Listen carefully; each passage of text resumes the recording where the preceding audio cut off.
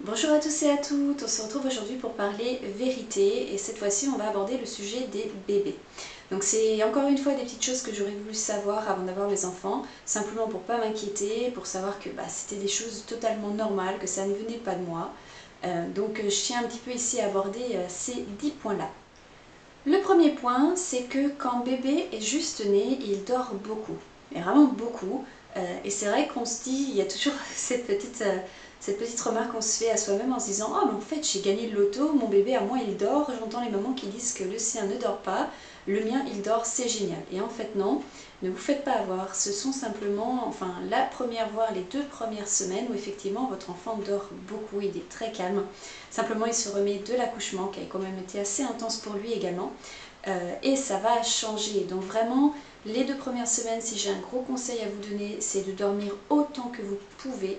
Parce que votre bébé, après la 2e semaine, généralement, il dort beaucoup moins.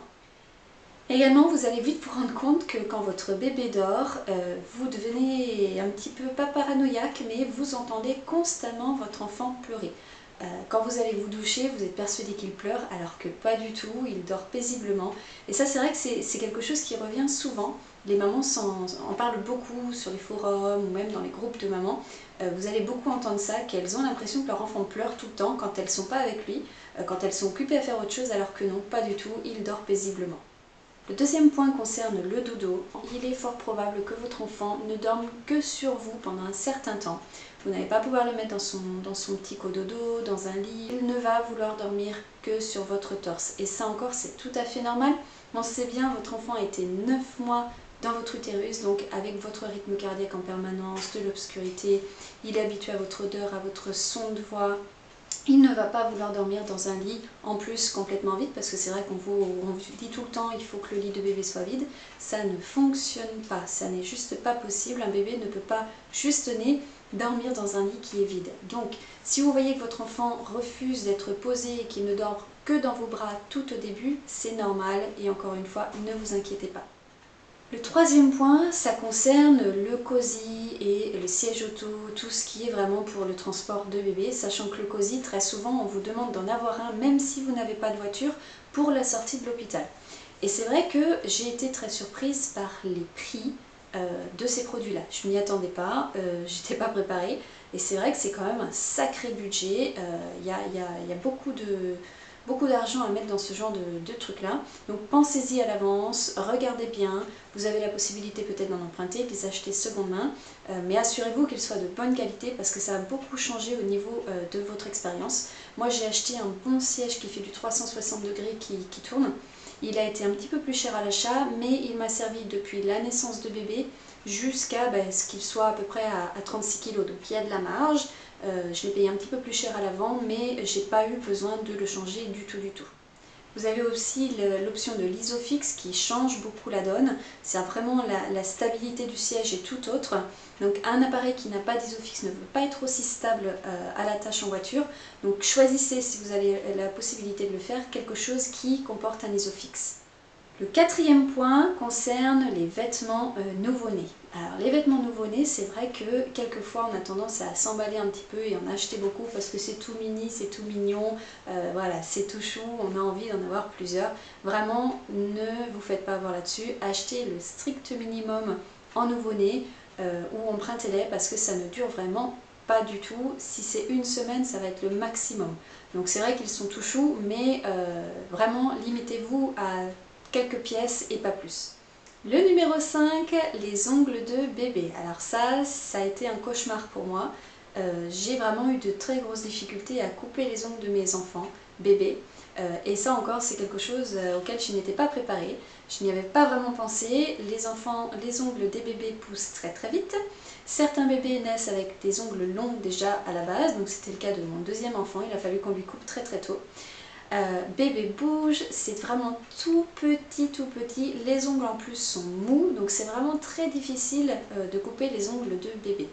Alors il y a plusieurs astuces, c'est vrai qu'on vous dit quelquefois qu'il faut que vous claquiez un petit peu, vous mordiez le bord de l'ongle avec vos dents, et puis après ça se déchire doucement. C'est pas quelque chose qui me plaisait parce que j'avais toujours peur que l'ongle aille un petit peu trop loin et que bébé saigne. L'idéal c'est les petits ciseaux qui sont un petit peu arrondis. Donc ça permet vraiment de couper autour de l'ongle. Et sinon j'avais acheté un coupe-ongle spécial avec une petite plateforme sous le dessous.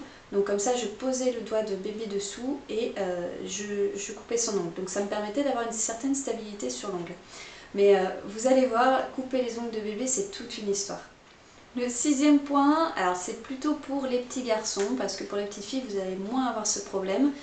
C'est quand vous ouvrez la couche, automatiquement les petits garçons font pipi dans les quelques secondes après avoir ouvert la couche. Donc c'est pas grave, sauf que ça va un petit peu partout, ça va arroser toute la pièce, ça va vous arroser vous, on essaye d'éviter ça quand même au maximum. Donc la petite astuce que je vais vous donner, c'est quand vous ouvrez la couche, vous la refermez quasiment instantanément, vous attendez quelques secondes le temps que le bébé fasse pipi et après vous pouvez changer sa couche. Mais c'est systématique, les petits garçons surtout, quand vous ouvrez la couche et que ces petites parties prennent l'air, il va uriner. Le 7e point, il s'agit des selles de bébé, les toutes premières selles. Alors c'est vrai qu'on a beau vous le dire, on vous le répète, le méconium, voilà, là, là. C'est vrai que quand même on est très surpris quand on le voit pour la première fois, on a toujours l'impression qu'il y a un problème, jusqu'à ce qu'on soit rassuré par une sage-femme. Le méconium est très noir et surtout très gluant. Ça ressemble vraiment à du slime, à de la colle. Ça ne dure pas, c'est vraiment ça passe très très rapidement dans les premiers jours. Et ça ne tache pas, ça aussi c'est une bonne chose à savoir, ça ne tachera pas vos vêtements si vous en avez quelque part ou si vous utilisez des couches lavables. Vous n'avez pas besoin de les rincer, vous les passez directement à la machine à laver, ça s'enlève très très bien. Donc, le 8e point, ostéopathie. Alors on ne le répète jamais assez je pense, et d'ailleurs les médecins ou les sages-femmes n'en parlent pas suffisamment. Il faut impérativement, je pense que c'est vraiment quelque chose de très très important, amener votre nourrisson à un ostéopathe après qu'il soit né, donc dans les 2-3 premières semaines je vous dirais, il ne faut pas forcément attendre plus que ça. Un ostéopathe qui est formé pour les bébés, puisque sachez que donc, pendant la naissance, c'est une période qui est très difficile pour bébé. Il y a beaucoup de tension, à chaque fois qu'il y a une contraction, lui il est vraiment contracté, il est pressé dans le canal. Et du coup, ils ont beaucoup de tension dans le cou. Les coliques peuvent être liées également à la position qu'ils ont eue dans le ventre de maman pendant des mois et des mois. Donc il est impératif qu'un ostéopathe fixe un petit peu tout ça, qu'il remette en place les vertèbres, remette en place un petit peu les organes pour éviter des problèmes dans le futur. Donc si vous avez un enfant qui est coliqueux ou un enfant qui a tendance, vous remarquez qu'il a tendance à tourner la tête toujours plus d'un côté que de l'autre, c'est un signe indéniable qu'il faut absolument consulter un ostéopathe. Mais le mieux c'est de le faire en préventif, donc avant de remarquer qu'il y a un problème, vous allez systématiquement voir un ostéopathe avec votre nouveau-né et puis vous allez voir, ça va vraiment vous aider pour les mois qui suivent. Le 9e point, c'est pour le bain. Alors c'est vrai que c'est aussi quelque chose d'un petit peu particulier, le bain, on n'y va jamais vraiment trop préparé. À l'hôpital, généralement on vous montre comment les laver, mais quand on se retrouve tout seul à la maison, c'est une autre histoire. D'abord, il y a l'histoire de la température de l'eau, on ne sait jamais si l'eau est trop chaude, trop froide, ça devient une obsession totale pour les parents. Ensuite, vos bébés glissent, ça c'est un truc aussi, c'est incroyable, c'est comme du savon qui vous échappe des mains. Donc c'est très délicat de laver un bébé, je trouve, en tout cas ça c'est mon expérience. J'ai préféré acheter une petite chaise, un petit recliner, un tissu spécial pour bébé, donc je le mettais dans le bain, et lui je l'asseyais dedans, et puis ça me permettait d'avoir les deux mains libres pour le laver, lui ne risquait absolument pas de glisser. Donc ça c'est des petites choses qu'il faut considérer. Il y a des baignoires très bien faites également où vous pouvez asseoir votre bébé dedans, mais si vous voulez le tenir ou si vous voulez vous doucher avec lui, faites-y très attention parce que vraiment ils sont très glissants. Et le 10e point, ça concerne l'héros. Alors surtout, ne sous-estimez pas l'héros. Faites bien attention à ce que votre enfant les fasse régulièrement. Quitte à couper la tétée, lui faire et reprendre la tétée. Il faut qu'il y ait un certain nombre d'euros. Il n'y en aura jamais assez, croyez-moi. Si vous n'expulsez pas les gaz du ventre de votre enfant, ça va être très difficile ensuite. Sachez également qu'on entend souvent dire que les enfants qui sont allaités n'ont pas d'euros parce qu'il n'y a pas le système d'air dans la bouteille de lait. C'est faux. Tout enfant, qu'il soit allaité ou qu'il ne soit pas allaité, va devoir faire séro.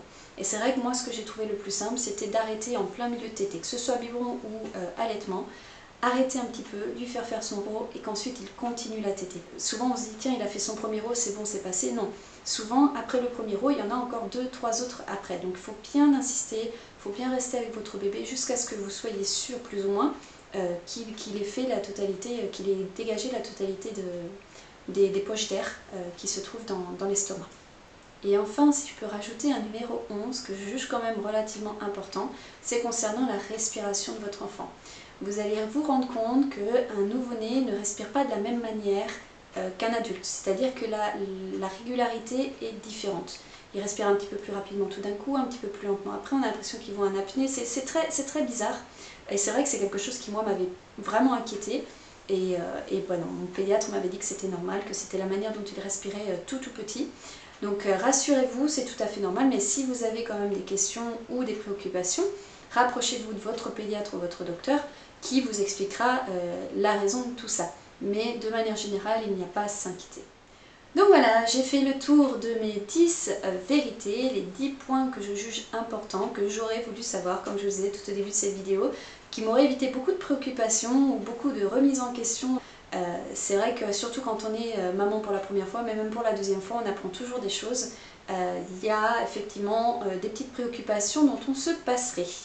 Donc si vous avez apprécié cette vidéo, n'hésitez pas à mettre un petit pouce bleu vers le haut. Si vous avez des questions ou des points à rajouter également, surtout, n'hésitez pas à les mettre sous cette vidéo. Et on se retrouve bientôt. Ciao ciao!